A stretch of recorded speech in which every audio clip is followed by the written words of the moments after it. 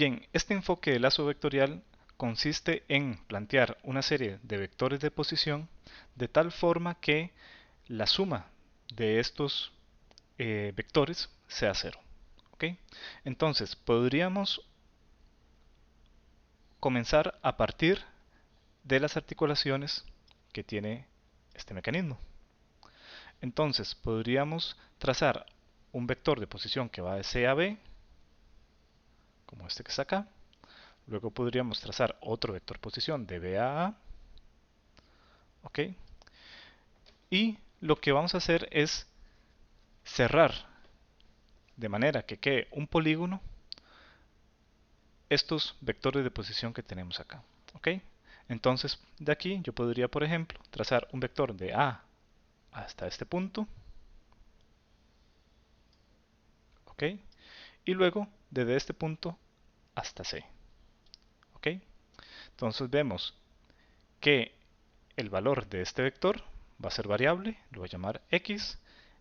El tamaño de este vector va a ser siempre B, porque esta distancia hasta este otro punto va a permanecer constante. La distancia de C a B en cuanto a su longitud va a ser constante, pero en cuanto a orientación va a ser variable. ¿Ok?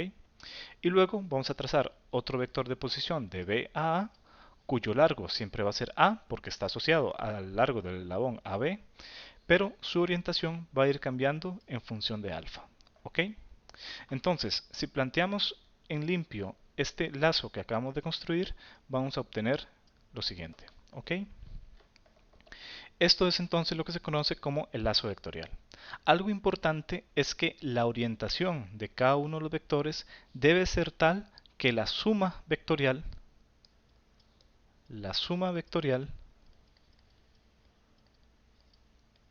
debe ser cero.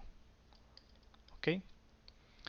Ahora, ¿cuál es la orientación de los vectores? Es decir, si en lugar de este apuntar hacia abajo, apunta hacia arriba y este en lugar de apuntar hacia la derecha, apunta hacia la izquierda y así sucesivamente, eso simplemente no importa. Lo que importa es que la suma vectorial debe ser cero. ¿Ok? Entonces, una vez en este punto, lo que hay que hacer es descomponer en términos de x y y cada uno de estos vectores. Entonces, como la suma vectorial tiene que ser cero, entonces la suma en x de los componentes también tiene que ser cero. Y la suma en y de cada uno de los componentes también tiene que ser cero. ¿Ok? Entonces, aquí tenemos lo siguiente. Entonces, vean que en x vamos a tener menos x, porque este vector de x apunta hacia la izquierda. Por lo tanto, tenemos menos x más L coseno de beta. Vean que esa es la componente de este vector, ¿ok? La componente en x. Entonces, esto va a ser L coseno de beta, ¿ok? Y va a ser positivo porque esta componente apunta hacia la derecha, ¿ok? Luego, la componente en x de este vector. Este, este vector tiene una componente en x cuyo largo va a ser a coseno de alfa, ¿ok? Y ahí aparece a coseno de alfa, también positivo. Eso tiene que ser igual a cero porque la suma de todos sus vectores es igual a cero. Eso implica automáticamente que la suma de los componentes en x tiene que ser cero y la suma de los componentes en y también tiene que ser igual a cero. ¿Ok? Ahora vamos con las componentes en y. Entonces, iniciamos con este, que es un valor constante y siempre apunta hacia arriba. Entonces aquí tenemos b positivo, ¿ok? La componente en y de este vector, que va a ser L seno de beta, ¿ok? Positivo. Y luego tenemos la componente en y de este vector, ¿ok? Que vean que va a ser a seno de alfa, negativo, ¿ok? Y la suma de todos esos términos también tiene que ser igual a cero. Entonces, una vez hecho esto, uno ya podría comenzar a hallar relaciones entre los parámetros, ¿ok? Entonces, vemos que b es constante, es decir, esta distancia no va a cambiar nunca porque eso está relacionado con la configuración de todo el mecanismo, ¿ok?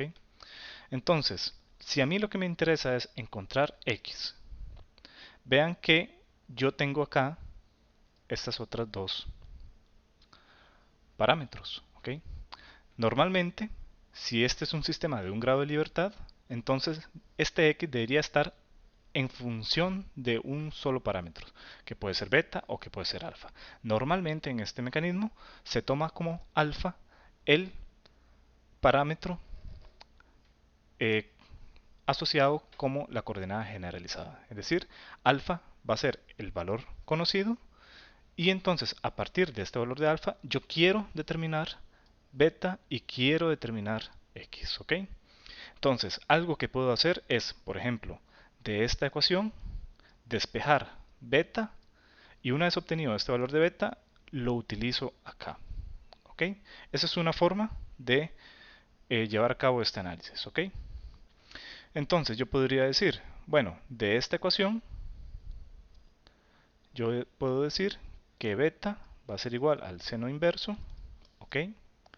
De a seno de alfa menos b entre l y ahí está, ¿ok? Y con este valor de beta que yo obtuve de la segunda ecuación la puedo sustituir acá, ¿ok? De esta forma entonces x va a ser igual a l coseno de beta más a coseno de alfa. Pero beta yo ya lo tengo en función de alfa. ¿Ok? Entonces, mediante este análisis que surgió a partir del lazo vectorial, yo puedo encontrar x en función de alfa. ¿Ok?